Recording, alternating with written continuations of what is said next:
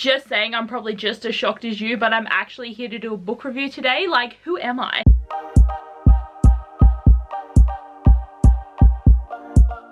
It has honestly been an age since I've filmed a video review, but there hasn't been any books that I've been that passionate about that I've actually wanted to like film a whole review for. And if there was any, I just didn't do it because I was too lazy. So I'm very excited that I'm here to actually do one. I'm pretty sure the last time I did one was in May, so I'm excited. And I'm also here to talk about Aurora Burning by Amy Kaufman and Jay Kristoff. And I did do a review for the first book, so I kind of thought this was gonna happen, but the more I got through this book, the more I realized I had a lot I wanted to talk about. This is basically the place for me just to blur at you all the things that I needed to talk about. And literally when I was finishing this book, I was on my lunch break and I had all these thoughts of things I wanted to say in my book review, but I didn't have anything to write it down with, so I grabbed my phone and I went into notes and I just started blabbering about all this crap that I had feelings about. And I have since then written it in my review book and made it make a lot more sense, so at least my review won't hopefully be all over the place for you guys. But I had a lot of things going through my brain and now I don't know what to do. Like, I really want the third book, but we don't even have a release date yet and I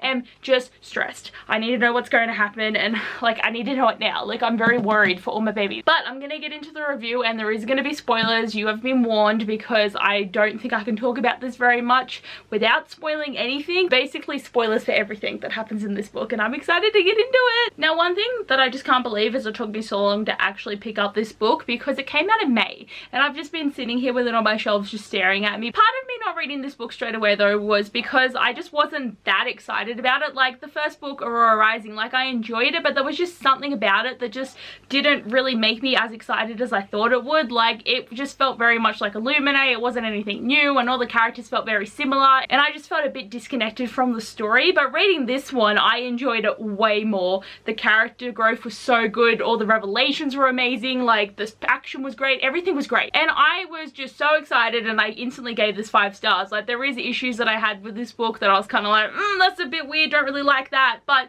they're just small little gripes, not about like the characters and the plot, which is what I again had wrong with Aurora Rising because I only gave that one 4 stars, but this one came 5 stars. It is my favorite book out of the 2 now, and I am here for all the things now, and I'm excited. And we start off this book with basically everyone in the galaxy chasing them because Squad 312 is the most wanted terrorist group in the whole entire universe, so of course they got the peeps chasing them. So they have the GIA Raham agents with the flowers up their eyeballs chasing them. A group of pissed off Gremps, which I just kept seeing Ewoks in my brain. I don't know why, but that's what I was picturing. But then Ewoks are really nice and these things were like bloody murderous little bitchy things, so that was scary. And then we also have Cal's sister, Saedii, I think that's her name. Is it Saedii? I'm sorry if I'm saying this wrong because this is the way it's going to be said throughout the video. But she basically wants to get Cal and bring him back to the Unbroken, and like shit just seriously hit the fan in the first like 10 pages because everyone's there. They're all like, we're gonna die. Well, they're basically just trying to make it day by day. Like, it is getting very hard for them to deal with a lot right now because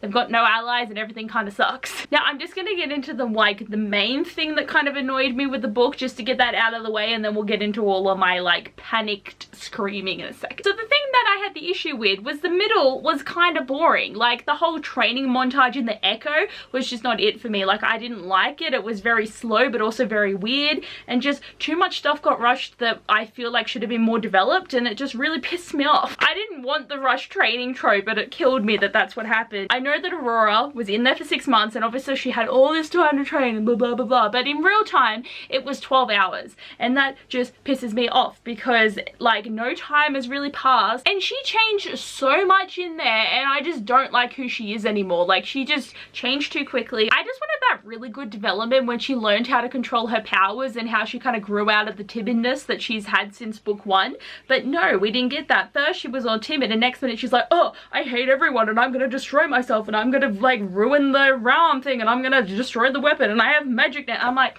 you're so boring now. You irritate me. Like, I don't like it. Honestly, it's like she's been through the wars and she can't love people anymore and she has to be really strong and she's not herself anymore. And she's like, oh, the person who I was died. And I'm like, man, please die for real. Okay, now I knew there was something going on when Sarazan, the Archon of the Unbroken, like the leader dude, like I knew there was something with him. There was some weird shit that was gonna develop with him. And like, I couldn't put my finger on it until we came to the scene where the weapon was gone, and I just knew. I just just knew that was the way that the guy destroyed his whole homeworld, killed 10 billion people just because he's a stubborn piece of shit. And I was just so done. I knew what was coming, and then we found out that of course he's a trigger like Aurora, because like there's got to be someone else who can defeat her, but he uses the weapon for bad things. And now I'm like, this is just so, like, it was such a good plot point. Like, they did so good at incorporating this, but it made me so mad. And also saw it coming that Cal was going to be his son. Like, how could he not be his son? Like, it was so obvious that there was going to be this big secret when he had that note left in the little cigarette box thing where it's like, tell her the truth, and Cal's like,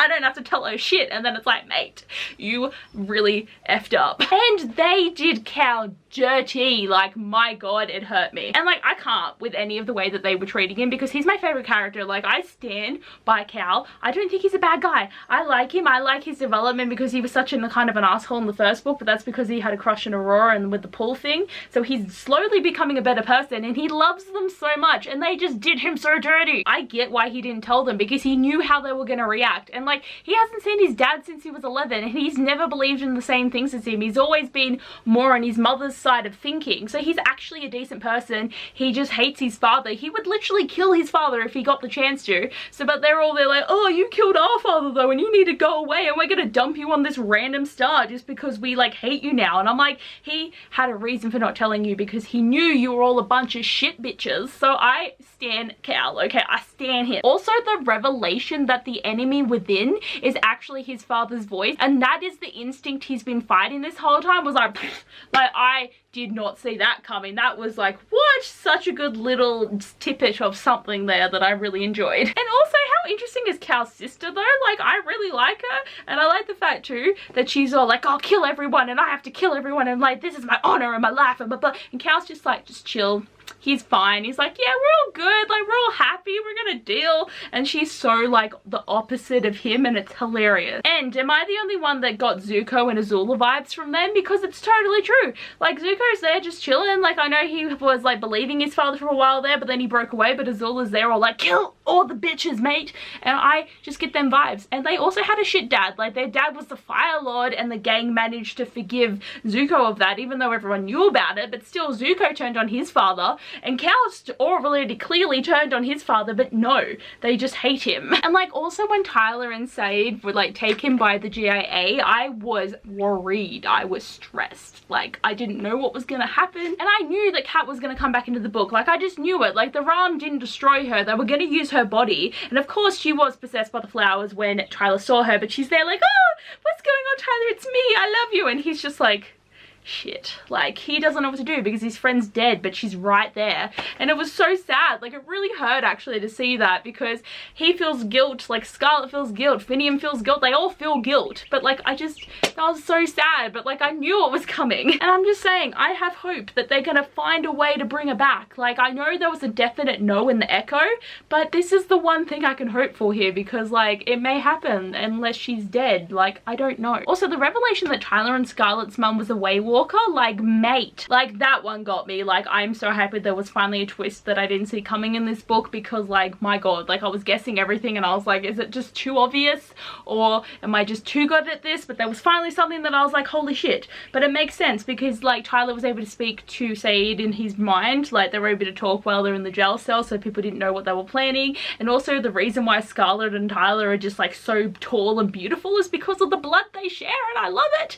Like, so good. But also, who is their mum? Is she gonna be someone important, or did she die on the home planet? Like, we don't know, and I'm like stressed, but I want to know. And also, I just have like one little theory that Saedii might feel the pull towards Tyler. Like, I know it's probably not gonna happen, but how cool would that be? Like, I feel like they would be a good relationship, because I liked them developing while they were both in jail together. Like, they both got tortured, they're both hanging out, they both helped each other, and even though she yells at him all the time, I still feel that spark, and he does think she's attractive. So if the pull existed between them, that would be great. But it'd also be nice to see a relationship where the pull isn't involved. I'm a bit like on both sides here, but I still think it's a good theory. And also, the pull just seems like the worst thing ever. It's not the best. Like, Cal and Aurora's relationship, like, yeah, it's cute, it's fun, but it's not this like dainty fun mating bond that we see in every other story. It seems like this very obsessive bond where like so many people will feel the pull, but they are not suited at all, and they should not like accept the pull, but they do, and bad things happen. Like, it just doesn't doesn't seem like a great thing. Like, I'm glad it was happy for Cal for about 10 seconds, but seriously, the pool does not seem great. And with that being said, I do love Cal and Aurora's relationship, and this was one of the #1 reasons I wanted to read this book, because it was what gave me excitement in the first book, and then I wanted to see it developed in this book, and I'm so disappointed with what happened to their relationship. Like, I wanted the tension, I wanted the build up, I wanted it to be a really slow burn, I wanted it to happen over time, but when they went into the Echo, it just got effed up. They literally became an old married couple before my eyes in about 2 chapters, because the 6 months that they spent in there only took 2 chapters to go along, and it annoyed me because now they're all like so familiar with each other, they don't really do much anymore, like they're not exciting, they don't give me joy anymore, and I'm just so sad about it. And like, the breakup was just not even anything, it wasn't that great, and I'm still filthy that they just dumped Cal on a star, because what was that? But the fact that he just went back to his dad and he's chilling and he's like, yeah, what's up? And then like the whole plan of his was to try and kill his father, so as I said, he would clearly just kill his father because he loves his squad so much. And now he may potentially be dead, all his memories have been scrambled. So is he gonna feel the pull towards Aurora if his memories have been scrambled and he's gonna like fall into it again, or is he not gonna know who he is, or has he died? I don't understand, because his dad did something to his memories, and then Aurora was like holding on to a bond between him, but then she felt it snap, and now I'm like, oh, like, I don't want Cal to die. He's my favorite. Like, he's on the cover. Like, does this mean he's never going to be here again? And who's going to be on the next cover? I vote for Finian because he is, like, the sassiest little bitch that we need on these covers. But, like, seriously. Like, is there going to only be 3 books? Because, like, they shouldn't have put their faces on the covers because they all deserve a cover. But, like, I'm stressed. And the #1 mystery is how all that stuff ended up in the lockbox 8 years ago. Like, that is killing me. I need to know answers to that. Like, how did they know what they were gonna need and who needed it? Like, how did they know the ship needed to be there at exactly that time? Like, how did they know all this information? Like, obviously the squad all planted it there, but the question is how? Like, how do they travel in time?